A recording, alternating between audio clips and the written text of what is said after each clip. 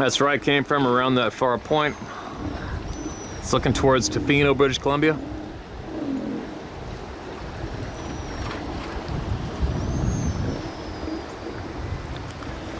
Pretty remote, isn't it? The west coast of Vancouver Island. That's the beach that we go to. And I made a couple of videos right in that corner right there in the past.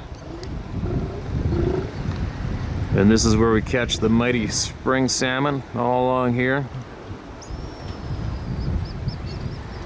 It's looking straight east. That's all the West Coast Trail along there, along that shoreline. Many people from around the world come and hike it. And that's all she wrote. That's looking south to Washington State, beyond those clouds.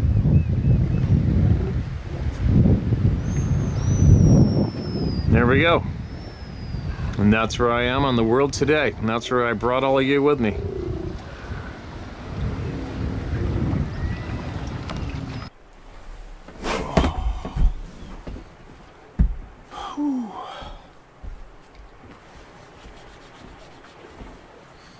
How cool is this?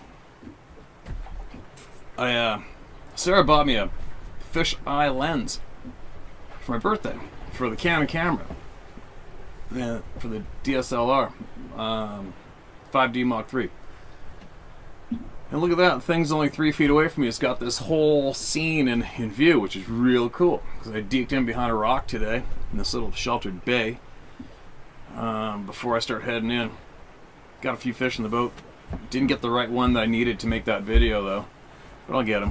But I have to go home for a couple days and I got to come back out and guide for a bit. So I pull in and do some shares.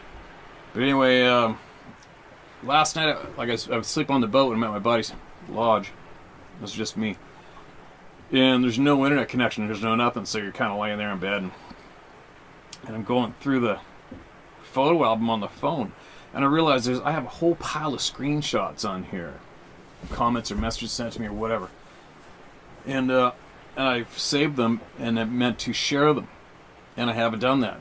So I'm going to go all the way to the top of the album here and find some of these and I'm going to share them right now. And if I saved them, I'd imagine it's because I thought they were interesting. Might help people, you never know. Oh my god, my glasses are covered in fish guts and salt water.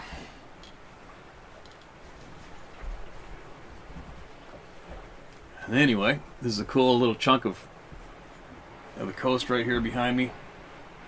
It's pretty tough to get out here on foot, that's for sure. And I noticed there's a trail in the forest right behind me coming onto the beach with a lot of prints in the sand. I imagine it's a pile of bears, or the same bears going back and forth utilizing the same bear trail.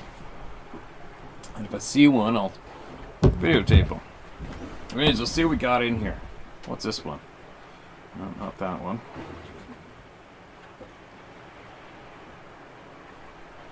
Might take me a couple seconds to find what I'm after. What's this?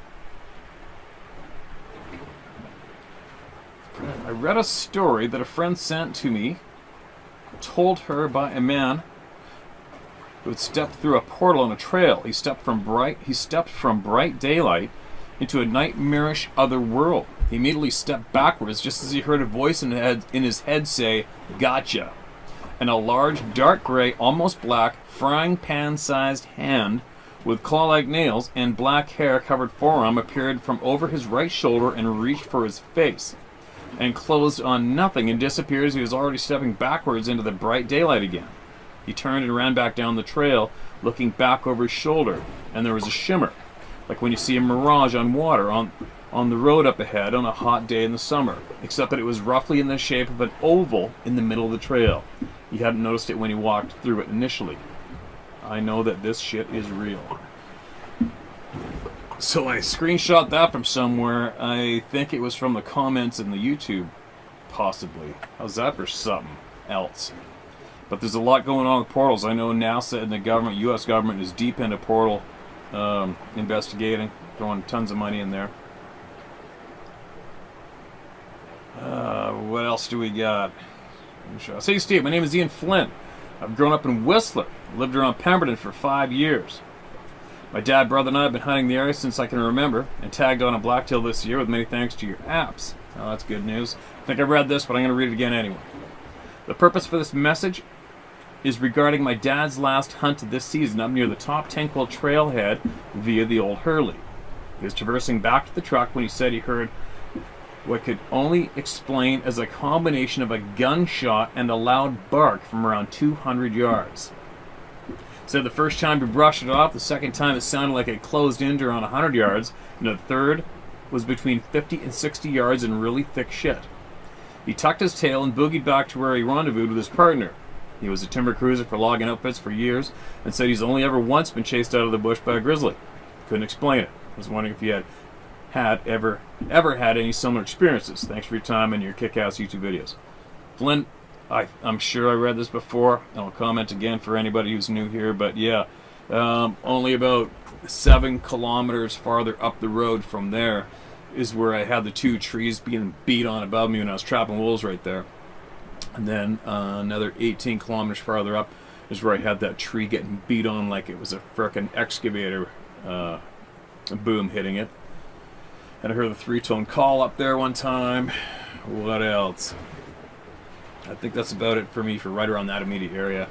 And all the other experiences I had near there were Mount Currie, way above Mackenzie Basin, up top above the Paraglide. Found tracks up there. Between Whistler and Pemberton, had a few experiences, and that's about it for me. But I know of a shit pile of experiences up over the hill from Tenquil on the other side, on the Darcy side. Between there and the top of the Tenquil is ridiculous amounts of action. It's absolutely ridiculous. Tons of sightings, tons of everything. It's endless around there.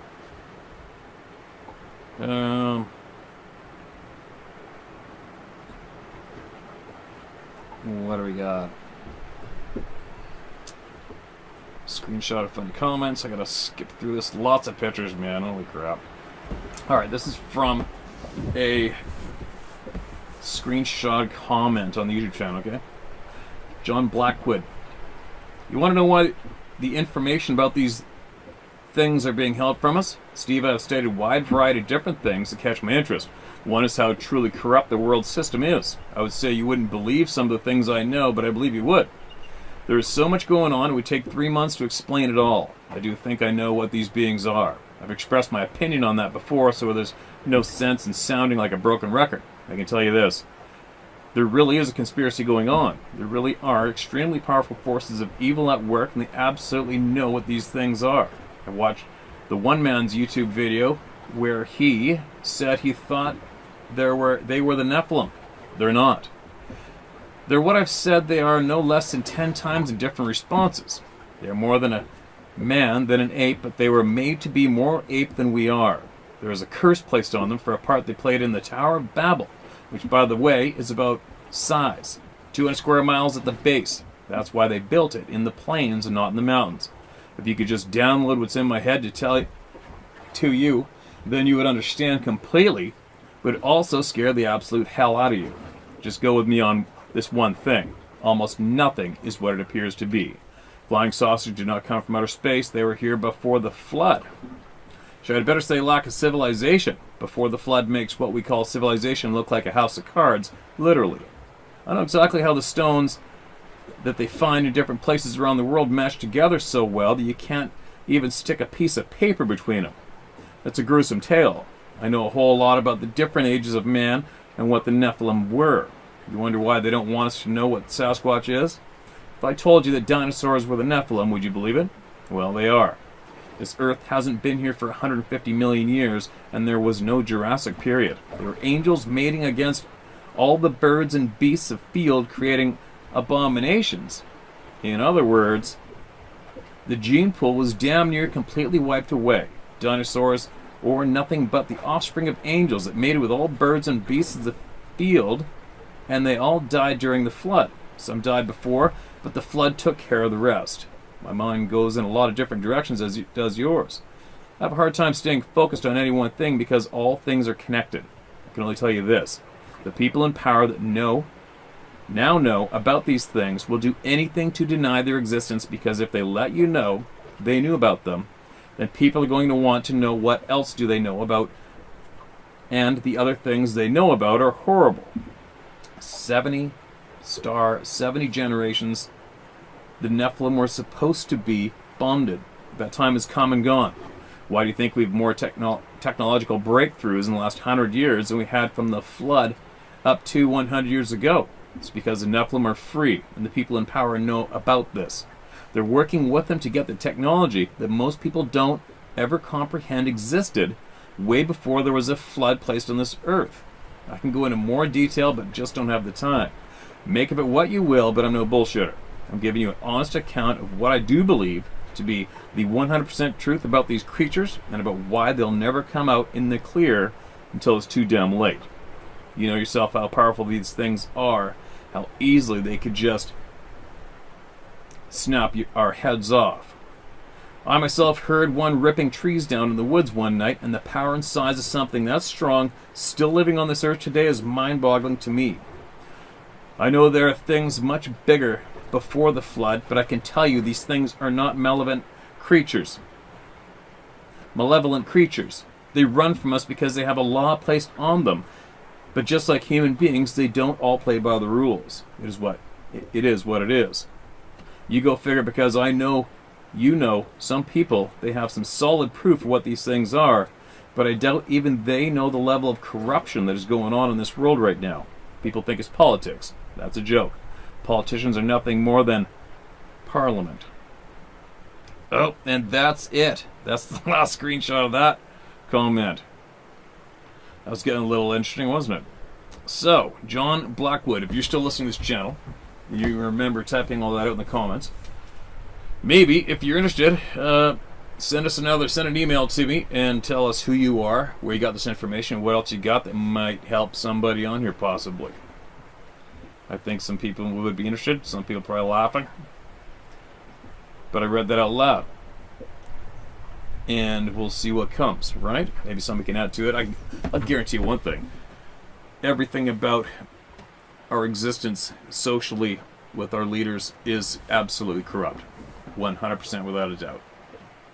And for me, like I said before in the past, I was talking about this with some friends the other evening, how it really sucks when I... Oh no, that GoPro's still going.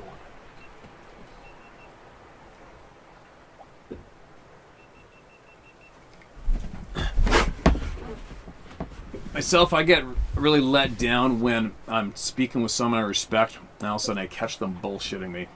No matter if it's an innocent bullshit or a serious bullshit, it doesn't matter. Either way, once I see that somebody is bullshit me, look me in the eye and bullshit me, I'm done with them. I'll still be friendly, cordial with them, and maybe go fishing with whatever, but as soon as they say anything to me, it goes in one ear and out the other, and I'm done. And if I follow that rule in life with mainstream news, social media, the people in control of all those outlets, politicians, well, what do you got left? What's left? I mean, obviously every single one of those, the people in mainstream news and social media, the big tech owners, the monsters, they have all misled us and lied to us. They've all tried to suppress us and stop us from speaking freely. Every single one of them. So how does one go about listening to them ever again? Which I don't myself. I wish I could encourage people to drop mainstream news and the social media monsters, just kick them to the curb, because the only way they have power is from taking it from you. It's the only way. What am I getting on about? I've only had coffee with me this morning. Again! But what I'm getting on about is the people are the only route to honesty and true honest knowledge. It's the only way. If anybody could please show me another route to finding the honest truth about everything besides it just being from the people, let me know. I'm all ears. I'm wide open to hearing where we will get our honest information from today, 2021. Where's it going to come from? Who's it going to come from? Who do we trust besides the people? Please somebody tell me. But that's why I'm doing what I'm doing today and right now, is I am listening to every single human being out there I can, and I'm trying to get as many voices shared with the people as I can through this channel. Because I just don't know any other way that we can get honest truth out there to each other, or at this time, right? Bit of a babble. Here we go. Let's find something else. I have a bush pilot friend who operates out of Homer. I asked him about Port Chatham, and he told me this story. He said he used to have a fuel cache stored on a pristine sandy peninsula that runs out into the bay about a mile from where the old settlement was located. He runs a float plane, so it's common practice for them to stash barrels of fuel in easily recognizable locations so they can refuel and extend their flight range. These barrels are 55-gallon metal drums and weigh about 450 pounds when full. On one trip, they pulled up to a cache and got out to recover the barrels, only to find themselves overwhelmed by the stench of petrol. He knew something was very wrong and found both drums missing, with the trees he cached them under torn to shreds. He searched around and found them with the tops ripped off and flattened like they were made of tinfoil. These 2 3-foot-high drums were stuffed into a crevice between 2 boulders that was about 10 inches wide. Holy shit. He said he could not imagine the power it would take to force a pair of steel barrels into a gap that size.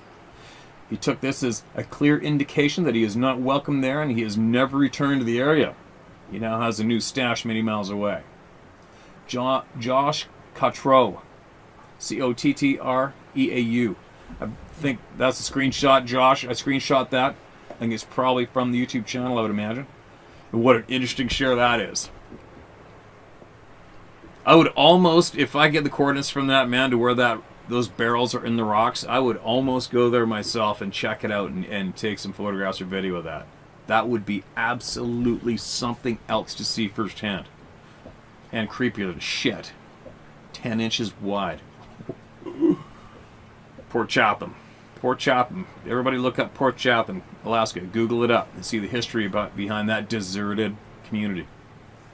Some crazy shit's going on around there, but I would love to see those barrels squashed and left in that crevice. That would be something crazy. Alright. David Parkell. This is a screenshot from you. Looks like it's probably from YouTube. F them all and feed them beans. I lost my brother-in-law above the timberline 22 years ago. They said, don't go in this territory. The locals. But he did. Now gone for decades without a trace after 20 days of searching by air and ground with dogs. They found his tackle box and fly rod. Nothing else ever since. Let the urban dwellers live and die in the concrete jungle. Their minds don't comprehend. Bless you, Steve, because those who spent time in the woods easily relate. The rest is fodder. Holy cow, David. That is, that's something else. I don't even know when I screenshot that. I screenshot that July 22nd, 2020. But David, if you're still listening today, we'd love to hear more on that if you want to share. It's a sad story, sad occurrence, obviously. But I wonder what else is going on around there, and if you've heard of anything else that maybe some people should be aware of. And if so, you can share it here, all right? Here's a quick little spiel. I screenshot from somewhere. Ridicule comes from a place of fear. The people who ridicule others are afraid that what they are saying might be true, and that would shatter their ignorant grasp on reality, which comforts them. Cognitive dissonance, most of the time, seems to cause anger and bullying. So true. All right, what's this one? Well, I know there was a bunch of you guys, and I'm going to keep looking.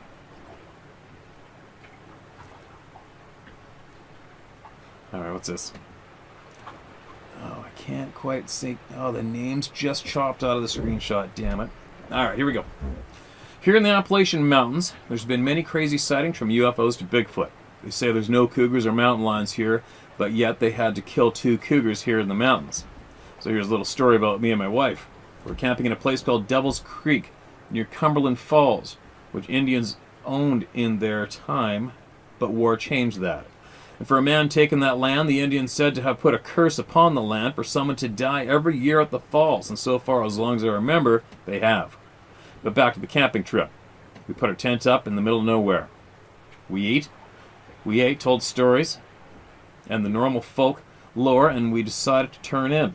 We had these 4-foot candles that burned for hours. So along about 4:30 in the morning, I came awake, kind of hearing sticks breaking, but not real loud. And all of a sudden, the candle just went out, and the fire pit just dimmed like someone turned a switch off. Here I was thinking my wife was asleep, not hearing this, when this god-awful deep growl moan sound that just raised every hair I had on my own body. I grabbed my .357 and said, I hope my wife didn't hear that. And she too late. You could feel this thing breathing on the tent. Now, no one in their right mind would be playing a prank on us. Let on, we're 20 miles away from help in the middle of the mountains. So whatever it was, I was prepared to go down fighting. It growled a couple more times and faded away. The first sign of daylight, we packed our stuff and headed towards the truck as fast as we could. We'd never been back. Me and my wife cannot bring ourselves to ever go into the woods camping again. I've even been offered money to go back there, and we want. Yes, there's things on this planet we've not yet seen. 22,000 acres is a big place for something to hide. That's just one small place to camp. There's thousands of places government owns here in the mountains. No telling what lives in them. Wow, that's different. I don't even know where the screenshot was, but we just shared it. If that sounds familiar, and that's yours, and you want to share more, do it here.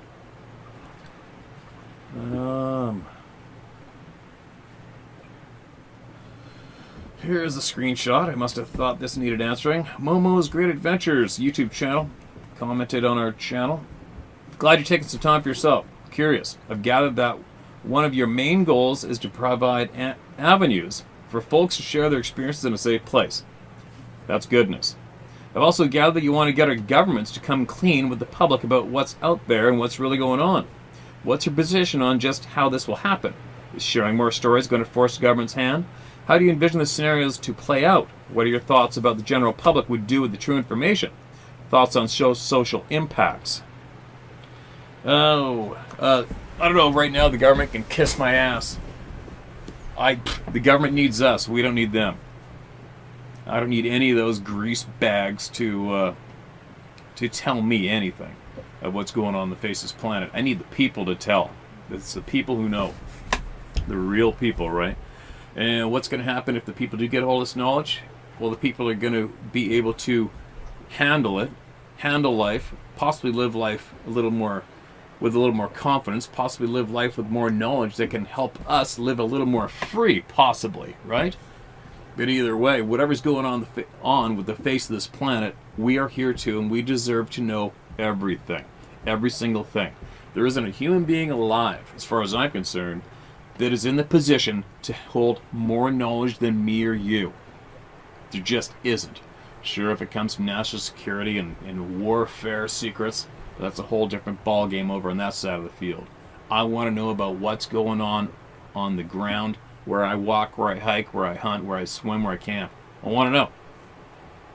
And shame on you if you're a human being and you know the truths and you keep it from your fellow human being, your fellow neighbor.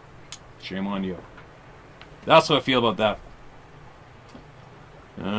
It's about us. The government was created by us, for us, and somewhere it got out of hand, man. Alright, here's a screenshot from Jacob Lorenzo. This is a screenshot November 19th, 2020. When I was 13, I went to Washington State to visit my uncle and his wife for a year. He lived in a place called Okanagan, Washington, close to the border of Canada. Well, in the winter, we all took the snowmobiles and sleds for a 2-week camping trip to an old log cabin about 40 to 50 miles northeast of his place. We left super early, still dark, and I was on the last sled with my older brother getting towed by my uncle's snowmobile, hanging on for dear life. We're going up a hill around a corner, going a little fast, and the sled tipped a bit, and my brother and I fell off and watched the lights from the snowmobile drive off over the hill and became silent. Oh no. We waited for my uncle to see us not there on the sled and come back. We waited for about 20 minutes in the pitch black and we heard huffing and puffing, like someone running, loud. We were in the edge of a forest, and the trail went up to the trees and over the hill. We heard this thing blowing and crashing through the trees so fast, it'll happen in a matter of 20-30 seconds or so. and it ran right past us. It was so loud and the smell was putrid like piss and shit, so strong. When I heard this thing running towards us, I immediately thought bear, until I heard it wasn't running on all fours like an animal would. My brother covered my mouth with his hands and he pulled me to the ground by the tree as we heard this thing running right past us. I'll never forget the sound of the footsteps running long bipedal strides. And when the wind blew us, I almost puked because I was so scared and the smell.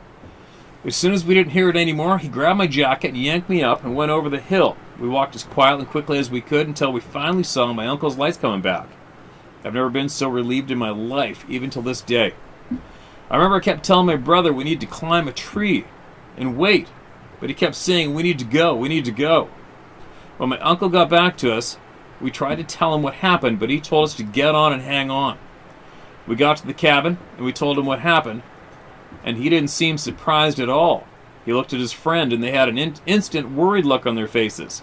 He said, "Don't worry, and don't walk off, even to piss." Nothing happened the whole time at the cabin, but I could see my uncle was more vigilant than I've ever seen him. So yes, I believe there is a huge bipedal creatures, no doubt in my mind. Unless anybody has a better conclusion as to what that was, they can suck it. Wow. I agree, Jacob, they can suck it. Alright? We all know, unfortunately, the club of no return is quite substantial, isn't it? It's amazing. There's another screenshot.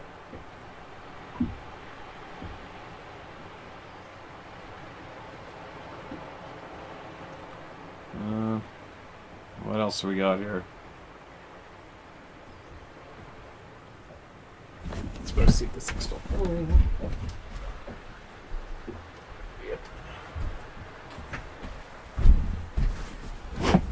See the tide starting to swing.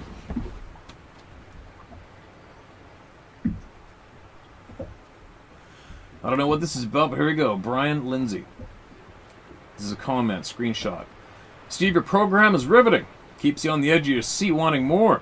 I've experienced an encounter as several of my friends and acquaintances in my surrounding community have. I've lived in a special place in eastern Oregon called Hell's Canyon and Wallowa Mountains area since 1975 when I was 16 years old. I'm now approaching 62 years of age. I've logged the woods and hunted this area ever since. There's a lot of activity in this area in the 80s and 90s, sightings and encounters from good people and friends during this time.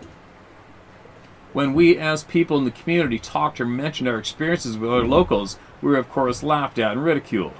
I was kicked off a website that was supposedly interested and welcomed stories about Bigfoot in the Northwest for commenting about a story that someone told about a good friend of mine.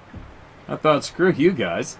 I was just trying to clear up some inconsistencies in the story that was being shared, as there was some disinformation about the encounter. Anyhow, as a good successful hunter and outdoor enthusiast, I have noticed a decline of stories and encounters of these beings in this particular area since the late 90s. Most of the activity now seems to be north of us around the Enterprise area, north into Washington State throughout the Blue Mountains. I'm wondering why the activity of these beings has shifted out of our area and farther north. Is it past wildfires? Is it human activity, which in my opinion hasn't increased that much in this area as it is pretty vast? God, no, it's not from declined habitat, as Oregon doesn't log shit anymore in this state. Anyway, feel free to comment and use my name if shared. Maybe it will get some of my buddies and people in the community to share their experiences they've had, but didn't have a platform in which to do so. Thanks for all you do, Steve, for bringing this topic to light. Okay, Brian, I hope sharing this, screenshotting sharing this a year later helps. Maybe if some people from your community are listening, they want to share, they can email me at tellmystoryhowtohunt.com or sharemystory@howtohunt.com. If they want to get stuff shared with us that'll help them or help people through the channel, right? And what do I think about the lack of activity of the shift? Wildfires for sure. I think Ron Moorhead took Dave Plaitis up to where they had where they recorded the Sierra Sounds, and that place got devastated by wildfire, but only a patch around where they had their camping experience did not burn. How amazing is that? And they haven't had anything happen there since. So I firm believer that wildfires absolutely have an effect, without a doubt. But maybe some people listening today from your community will share what they got. You never know, right?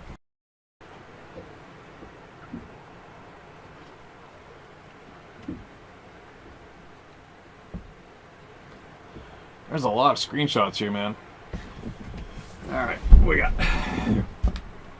Back in 1989, unfortunately, the screenshot is blocked out the name, unfortunately. I was about 16. I was tracking and for handling hounds for a big game hunter named CJ Proc. His main hunting cabin, where he would meet all his clients and keep his dogs, was in Young, Arizona, a small town where people would wave at each other as you drive past one another. One evening, he asked me to go up Cherry Creek, a couple of miles into the canyon, and look to see if there were any bear tracks, because we had two guys coming up from Phoenix, which is where I'm from. They wanted to use their tags before the season was up, so I took my little 40-pound pit bull with me, like I always did, and headed out for the long hike. Well, on the way back to base camp, my dog suddenly stopped and began with this soft, deep growl that she did whenever she was in the presence of a bear or lion. I taught her to do this, so I knew what was going on. So, as I normally did, I stopped and squatted down with her between my legs, one hand on her collar, and quietly listened. She started to act really weird, like wanting to bug her or spook, trying to go the other way, the direction she was growling at, which kind of freaked me out, because she was not afraid of anything. But I couldn't hear or see what she had been telling me. That's when I heard twigs snap from something moving closer to us. This is when my dog pulled loose from my grip with the tail between her legs and took off towards home. This really freaked me out because she has never done this before, leaving me by myself with nothing but my flashlight and what I thought could have been a black bear. I stood up and clicked on my light in the direction of movement to show off a bear before I was mauled. And that's when I saw it. It was a 7-foot tall, very skinny humanoid, and it put its hand up to block the light from its face. I was in complete disbelief of what was about 30 feet from me. Now, the sight of this thing scared me so bad I tried to turn and run. But as I began to move, its hand dropped and it looked right at me, and that's when I realized it was doing something to me, to where I was paralyzed and could not move. It slowly started to move, and I began to panic and started to yell for my dog, who came running back to my position. While my pit bull was about 8 feet from me, she suddenly stopped like she was frozen in time, with only her head barking and growling at this thing in front of us. When I heard it moving again, I started to feel my heart drop, and my legs began to get all rubbery feeling. I'd never been that scared before, to where my legs wanted to give out. But as I turned around to face this thing, I realized it was not moving closer to us. It was moving away. For the next 30 seconds maybe, I watched this thing disappear into the dark woods, and that's when my dog and I were free to move again. I suddenly fell to my hands and knees, and my dog started to run.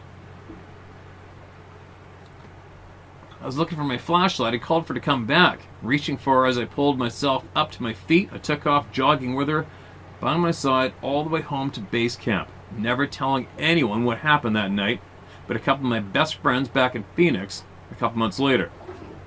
Watching this video brought back a flood of memories that I had forgot all about all these years. I'll be 50 next April. I guess I had blocked it all out this time. Wow. Now I hear what you're reading on your phone. OMFG. Oh my God. I have chills and my heart dropped as I'm trying to type this out. It's taken me almost 35 minutes to do this comment because I'm so freaked out right now. It's not that I believe him. It's that he just reminded me of the night that instilled I'm not tripping. I believe this thing had the ability to make you freeze in your tracks, like some kind of mental thing or something like that. I don't know. But it did it to my dog too, as it took its time to escape.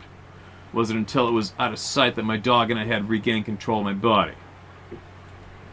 And that was it. I don't know what your name is. Sounds like a creepy ass experience for sure.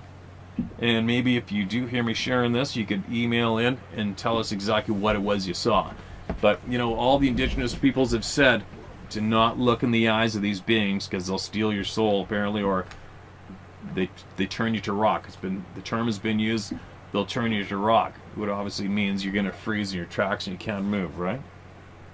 Crazy, man. Here's our screenshot. Steve, a quick way to improve the sixth sense is to decalcify the pineal gland. The pineal is the source of our intuition and visionary abilities. Fluoride dental hygiene treatments calcify the pineal. Take food-grade diatomaceous earth and haritaki, meditate, reduce stress, avoid smoking and alcohol. There are more techniques and products, only use organic. And most importantly, do not get the COVID test. And most importantly, do not get the COVID test. Look at how far they shove the swab in your sinuses, so close to the pineal, and it's coated with chemicals that will affect you. There you go. Alright, that's a screenshot that I saved and shared.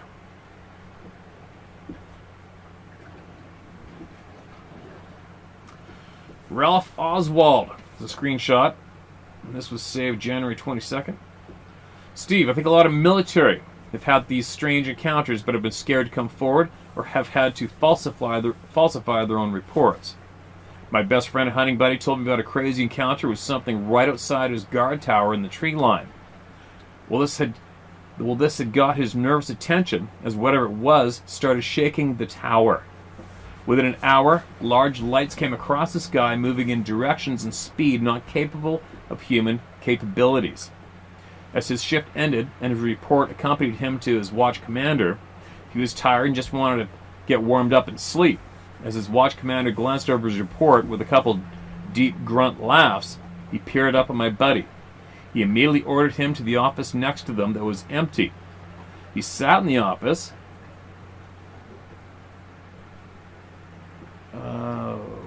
And began to wonder what was going on. His watch commander came into the office, shutting the door behind him. He dropped a new incident report and slid it towards my buddy. He was then ordered to rewrite his report, but in the words his watch commander dictated to him. As he finished the report, the WC dialed a number, said a couple of numbers to the other person on the phone. My buddy was flown out of that base back to another duty station. He was ordered to say that nothing was seen or heard. The military base was in Alaska. Well, no doubt that's going on all the time, right? No doubt. Same with police officers as well, right? Shitty deal. Shitty deal what the people have created, isn't it? Giving government power, creating government and giving it power. It's real shitty. Robert Schumann. This was screenshot January 23rd.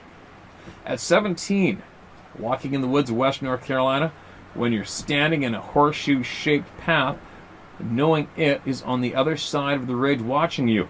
I could have either gone down a ravine or I had to go by it. I know that it took me probably 2 minutes. It was going to look at me, walk by. It never threatened me, but it was bipedal. I walked slow, never turned around. I had a weird feeling a half an hour earlier. Nothing in the forest, so I picked up my pace. But before I left,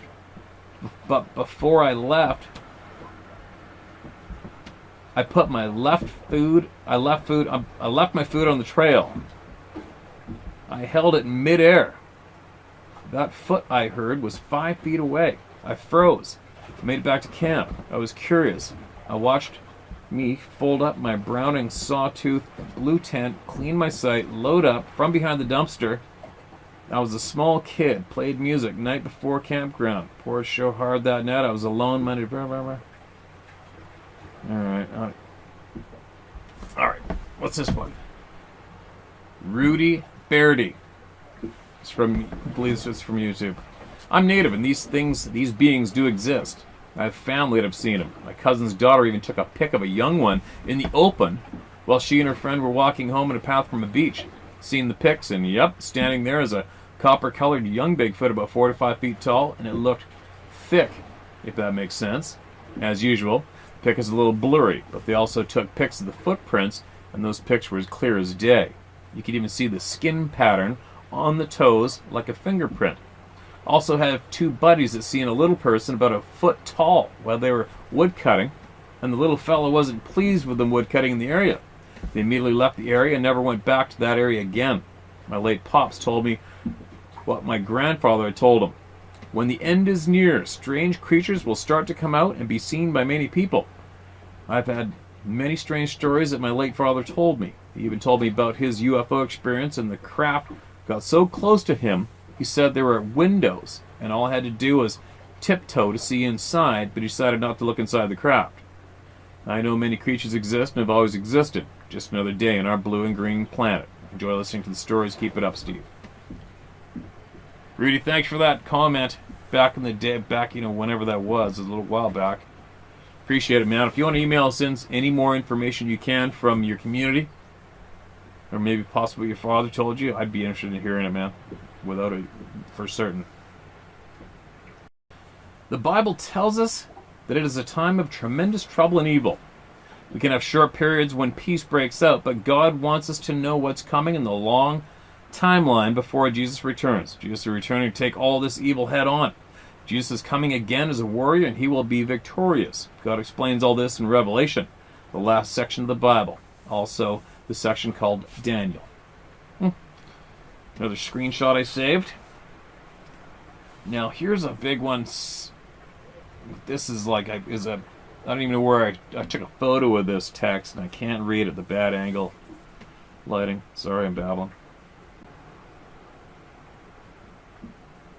Oh, here is a screenshot from an email. And I don't mind following up on this because we never heard from the name and mentioned it here. And maybe the person mentioned this email to me would love to contact us and give us his side of the story, because I'd be interested in hearing it. And I did this as a favor to someone, and I'll do it again. This is a quote from the email to me, personally, no. I've been harassed, slandered, ridiculed, and stalked for years since I started putting this out. I caught some BFRO prick red-handed. I have him on camera, his vehicle, license plates, etc. I know who he is. I pulled his voice from his videos and then stated publicly who it was. His name is Todd Prescott, punk ass who has an obsession with me. He can't go public with stating what he had witnessed because that would incriminate him and he'd be charged and put through the court system. I used to expose him personally, but now I slam the BFRO org instead, making them look like the assholes they are, suppressing information about the truth of Sasquatch and their paranormal abilities. I even post on their site on Facebook slamming them as a dirty organization. I'd appreciate if you would help my cause by stating the harassment I've received from them. How those like myself who've gotten so close to this truth that there's an agenda to make us look like hoaxers, etc. This is partly why I've recently put my channel behind closed doors, hoping to keep that asshole out. He's a sick, twisted mind that needs a white jacket and really long sleeves and a rubber room. He's used numerous aliases, which are easily to pick out as I've learned his ways over the years. I'm basically asking if you would slam the BFRO and use my name. The people like myself who get close to this truth are harassed and stalked by this dirty organization. I understand if you don't wish to go there, just a request to help out. No problem, Mike, from Sasquatch, Ontario, or Ontario Sasquatch, either one. But that's an email I just read, shared it with you, who he requested I share with you, and I got no problems doing it. And I would love to hear the other side of the story from the person mentioned. Wouldn't you? Sounds like a bunch of really weird shit going on. Why not expose the bad people if it's true they're bad? I guess everybody's innocent until proven guilty, but it sounds like the proof is possibly in. Right?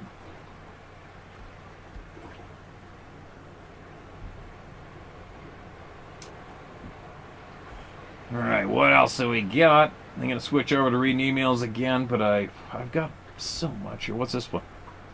Evening, Steve. From up in the Yukon, 19 miles from the Alaska-Yukon border. I'm a First Nations elder with a bit of information on what the three of us hears and saw their home being built.